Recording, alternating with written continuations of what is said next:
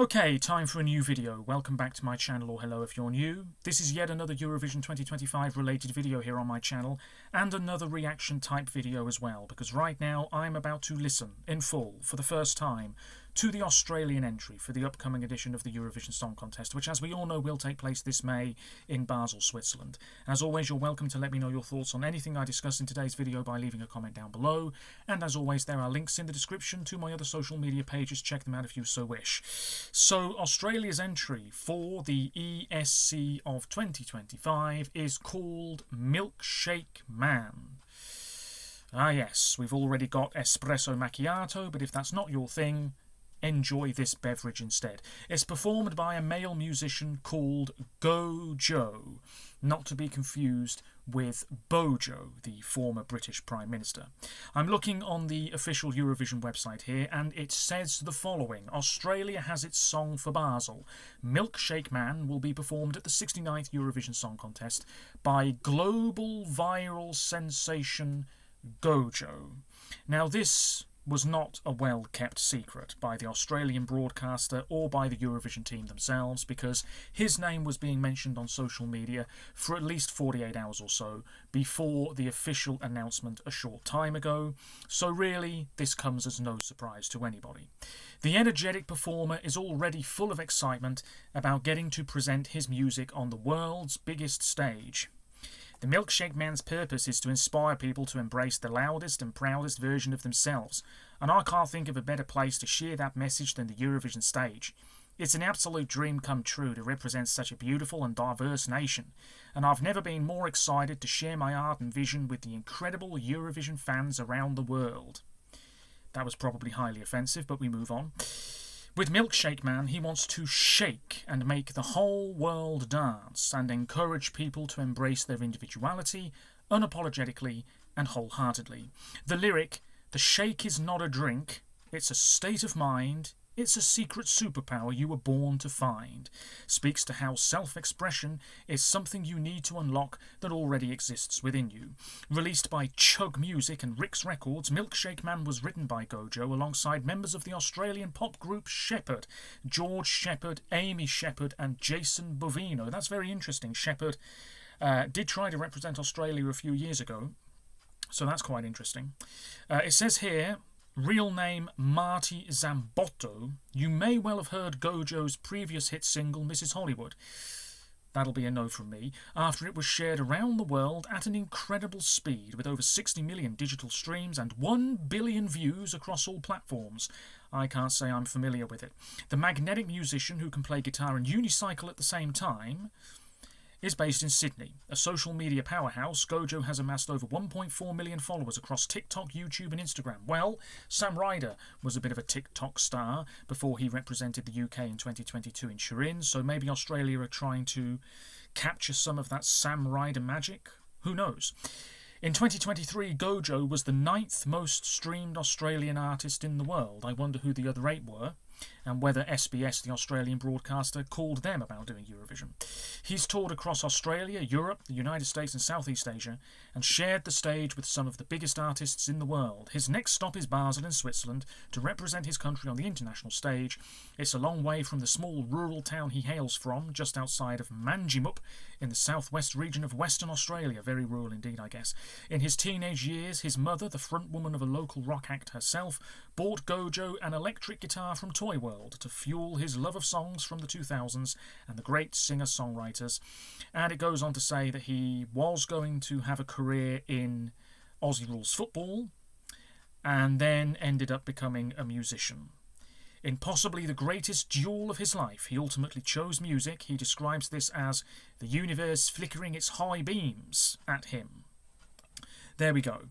Lovely stuff. The SBS head of entertainment, Emily Griggs, said, to mark 10 years of Australia participating in Eurovision, we wanted to do something that was out of the box. SBS is beyond excited to introduce Gojo to the Eurovision stage with his infectious song Milkshake Man, a track that'll have you dancing and humming non-stop.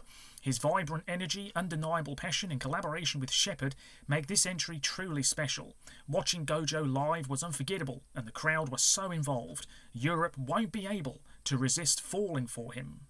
And then there's another quote as well, which I won't bother to read. It's on the Eurovision website. So let's give this a listen, shall we? It's just over 3 minutes long. It's had just under 35,000 views at the time of this recording you're watching now. What I'm watching won't be in the bottom corner of the video you're watching at this moment in time. That's the way it usually is, but chances are you've seen this by now anyway. Australia, yes, debuted 10 years ago in Vienna with Guy Sebastian. He did all right for himself. Then we had Dami Eam. She finished second in Stockholm. Then we had Isaiah, who did not do well with the public, but the juries were quite keen on his track. He finished in the top 10. Then we had Jessica Mauboy, who finished sort of mid-table. Not a bad track, I suppose. Public weren't that keen. Then we had Kate Miller-Heidke, absolutely fantastic, my personal winner that year. She finished in the top 10. Then we have Montaigne, her 2020 effort far better than her 2021 effort, if you ask me. And of course, she wasn't there in Rotterdam in 2021 because of the rules about COVID at the time. She couldn't really fly over. She didn't qualify. Not a bad effort, but her 2020 entry was far better in my opinion. In Turin, we had... I've just forgotten his name, but I'm going to have to look it up. That's really, really irritating me. Sheldon Riley. That's who it was, wasn't it? And there he was in this big white outfit on top of those steps. There he is, 25 now. Not a bad effort, but again, the public weren't really on board with it. In Liverpool, we had Voyager, very good, deserved a lot better from the public. And then last year, we had Electric Fields, not too bad. A quite feel-good type entry, looked very good on that Eurovision stage, I must say, Malmo, but they didn't go through. Something Australia has struggled with in recent years is getting the public on board with one of their entries. And in a 100% public vote semi-final once again, could Milkshake Man by Gojo be the song that gets Australia back into the final and perhaps back in the top half of the grand final results? Let's finally give this a listen. Let me know what you think. Here we go. As always, if I'm not really enjoying this, I will say so. I know there's been a bit of discourse about the lyrics of this track, but as I've said before on my channel, I don't think lyrics matter too much at Eurovision myself. Oh. This is either going to be a creepy song about somebody who serves milkshakes to the youth of today in some American-looking diner, or it's going to be about a guy who, I don't know, really likes the idea of having a strawberry milkshake on a hot day, but can't because they're lactose intolerant. Let's check this out. Green sleeves.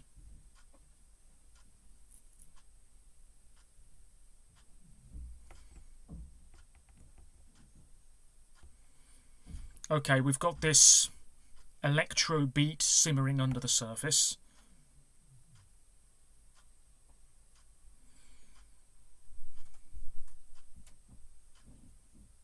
Oh, lactose free. Okay, we're 30 seconds in. I'm sorry to keep chatting away here, but this is already giving me, dare I say it, hints of Switzerland last year. Funnily enough.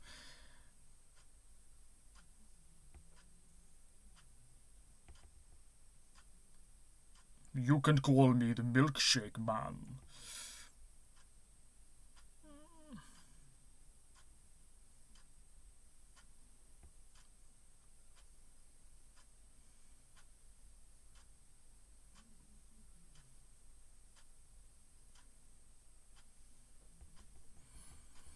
Okay, it's a little bit chaotic.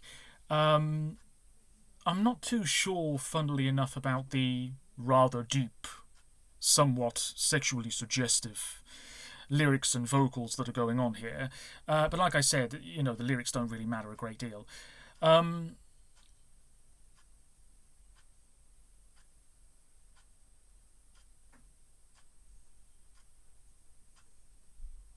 mean, it's quite playful.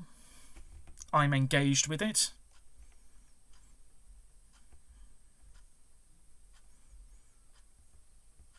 Do you know what it's reminding me of as well? And again, maybe I'm the only person on the planet who's going to make this comparison, but it reminds me of some music by bands like the Kaiser Chiefs, things like that.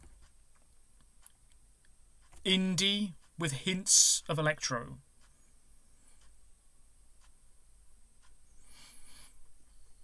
Yeah, it's got a good beat, it's got some momentum.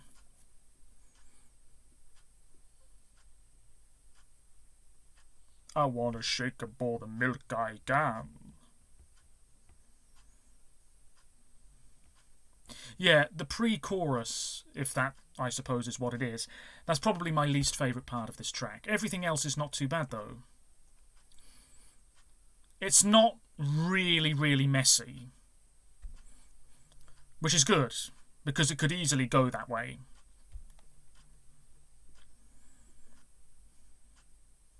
Excusez-moi, monsieur. I could imagine somebody like Gunter, who's tried to represent Finland and Sweden in the past, doing something like this.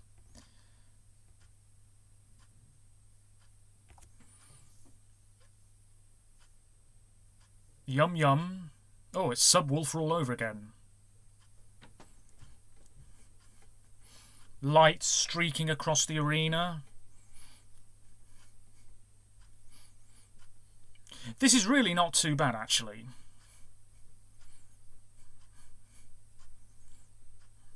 I mean, there is clearly a different meaning to this song entirely from the one that they're presenting.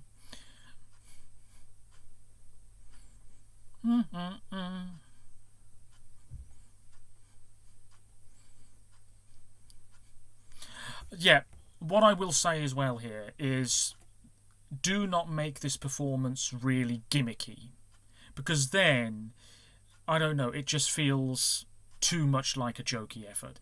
So if it was me in charge of the staging, do not have an ice cream van on stage.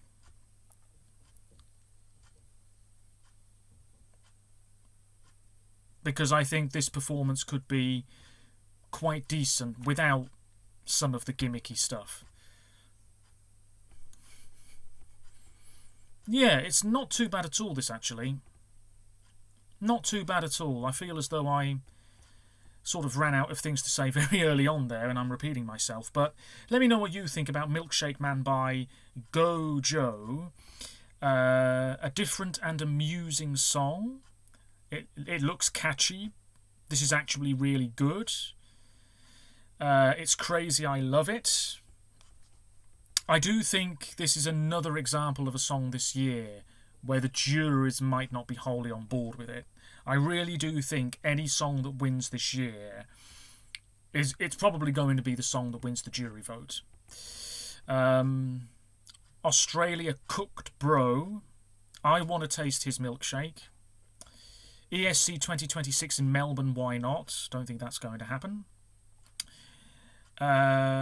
This song will either do amazing or be overlooked by people. Depends on live vocals. He's in semi-final 2, is he?